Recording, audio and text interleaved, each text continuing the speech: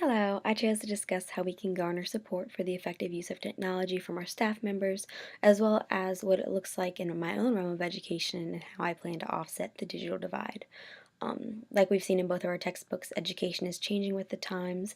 Um, Scheninger also stated that as leaders, we need to be aware of the changing educational landscape, which includes societal shifts in technology use, advances in educational technology, and a new type of learner. So we must acknowledge the shift in order to be able to implement a beneficial learning environment, which is what digital leadership is all about. I know the National Association of Secondary School Principals developed 10 guidelines that I believe can apply to educational leaders in all levels of education and be used in order to garner support from staff, students, and the community for the implementation of these new technologies. So I want to discuss the guidelines and how they can impact our educational systems. Um, and an abbreviated version of the educational leader for educational leaders would be don't implement technology that you're not or would not use.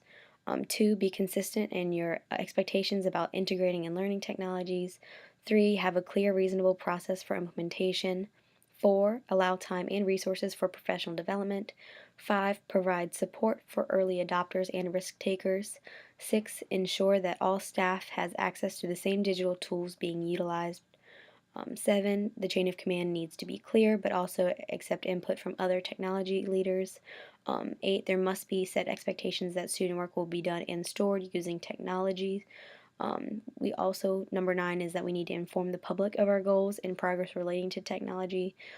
And 10, lastly, we must be active public champions for all of our students, departments, and schools that are implementing a vision of fully integrating learning technologies.